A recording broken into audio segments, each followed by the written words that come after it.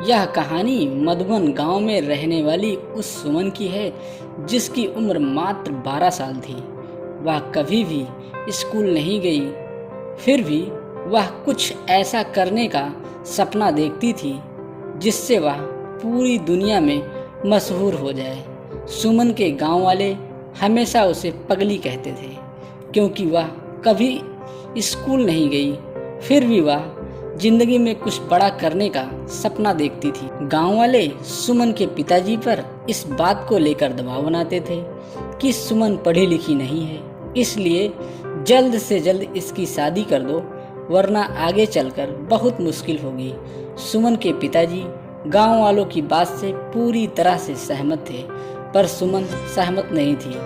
उसे तो शादी नहीं बल्कि पूरी दुनिया में नाम कमाना, कुछ ऐसा करना था जिससे उस पर लोगों को बेटी होने पर गर्व होता। सुमन के लिए यह सब करना आसान नहीं था। गांव वाले इस बात से बेखबर थे कि वाकई सुमन करना क्या चाहती है। वह किसी को इस बारे में नहीं बताई थी कि वह एक अच्छी चित्रकार है। उसे बचपन से चित्र बनाना अच्छा लगता था। शायद यही वजह थी कि उसका मन पढ़ने में नहीं लगता था और इस वजह से वह कभी स्कूल ही नहीं गई। उसके पिताजी को उसका चित्र बनाना अच्छा नहीं लगता था। उन्होंने कई बार सुमन के द्वारा बनाए गए चित्र को आग के हवाले कर दिया था, फिर भी सुमन हार नहीं मानी। वह चित्रकारी करती गई और करती गई। जब सुमन नहीं मानी तो उसके पिताजी ने उसे उसके हाल पर छोड़ दिया था। एक दिन सुमन अपने कमरे में चित्र बनाने में इतना खोई हुई थी कि उसके पिताजी उसके पास जाकर खड़े हो गए। उसे बिल्कुल एहसास ही नहीं हुआ। तो सुमन, तुम नहीं मानोगी, सुमन के पिताजी ने कहा, यह बेवकूफ़ी वाला काम तुम्हारे किसी काम नहीं आने वाला है। पापा, आप मुझे हमेशा नीचे क्यों गिराना चाहते हैं? सुमन दुखी मन से बोली, मैं जिंदगी में कुछ करना चाहती हूँ, आप मुझे बार बार क्यों रोकते हैं? अगर हमें इस गांव में रहना है तो तुम्हें वही करना होगा जो गांव वाले चाहते हैं, कभी नहीं। मैं जो चाहती हूँ वही करूँगी, चाहे जो हो जाए। सुमन दृढ़ संकल्प से बोली, मुझे हराना किसी के लिए इतना आसान नहीं है। तुम यह नहीं चाहती ना कि मैं तुम्हारे सारे सपनों को जलाकर राख कर दूं? पापा, इंसान में इतनी ताकत कहाँ कि वह भगवान के दिए गए हुनर को जलाकर राख कर दे। सुमन ने कहा, आपने मेरे बनाए गए चित्रों को जलाया है, मेरी हुनर को नहीं। गांव वाले ठीक कहते हैं कि तुम्हारी लड़की पागल हो गई है। सुमन के पिताजी ने सख्त लहजों में कहा, उसे इलाज की ज़रूरत है। पापा, आपको पता होना चाहिए कि दुनिया में जो भी बड़े काम हुए हैं पागलों ने ही किए हैं और करते रहेंगे। सुमन बोली, मैं भी उन्हीं पागलों में से एक हूँ। मुझे लगता है तुम्हें समझाना बेकार है। सुमन के पिताजी ने कहा और तुनकते हुए कमरे से बाहर चले गए। सुमन के लिए किसी को समझाना मुश्किल ही नहीं, नामुमकिन था।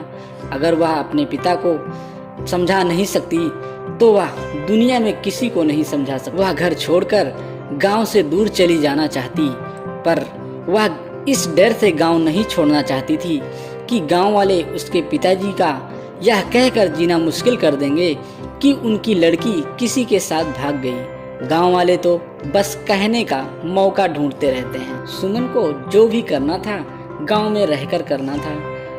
वह गांव वालों को सफल होकर दिखाना चाहती थी ताकि वो अपनी बेटियों को आगे बढ़ने का मौका दें और उनकी बेटियां अपने पैरों पर खड़ी हो सकें। एक दिन सुमन के मन में यह विचार आया कि वह गांव में अपने बनाए गए चित्रों की प्रदर्शनी लगाएगी और पास के 10 गांव में प्रचार प्रसार के लिए जाएगी। वह इस बारे में बात करने के लिए अपने पिता के पास गई।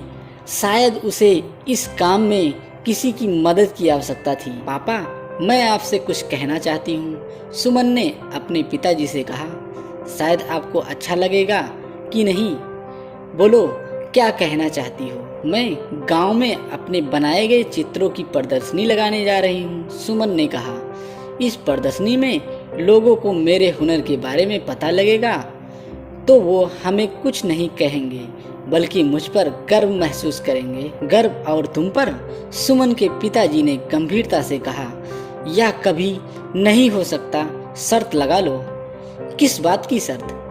यही कि अगर गांव वालों को तुम पर गर्व नहीं हुआ तो क्या पिताजी, तुम चित्रकारी छोड़कर शादी करके यहाँ से चली जाओगी?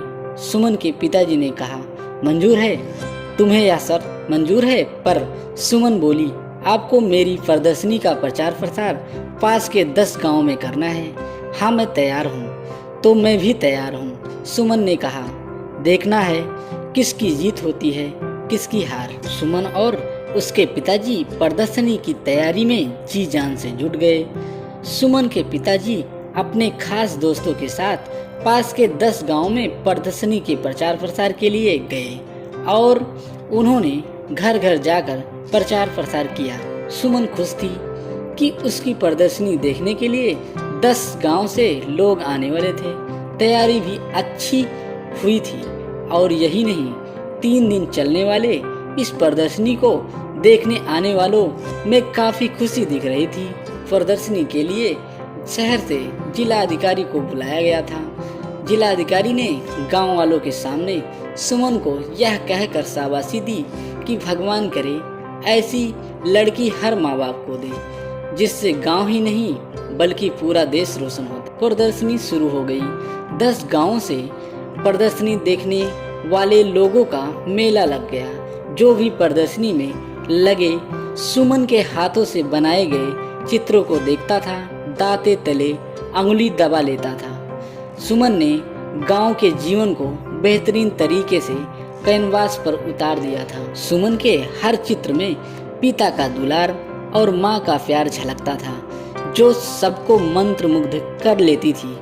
प्रदर्शनी देखने आने वाले लोगों में सुमन के गांव से बहुत कम लोग आए हुए थे, जबकि दूसरे गांव से आने वाले की भीड़ लगी हुई थी। दूसरे गांव से प्रदर्शनी देखने आने वालों ने सुमन को सम्मान के साथ साथ प्रस्तावना राशि भी दिए, जिसकी मदद से उसने दूर दराज के गांवों में प्रदर्शनी लगाने का फैसला किया। सुमन ने प्रदर्शनी खत्म होने के बाद अपने पिता से कहा, कौन जीता?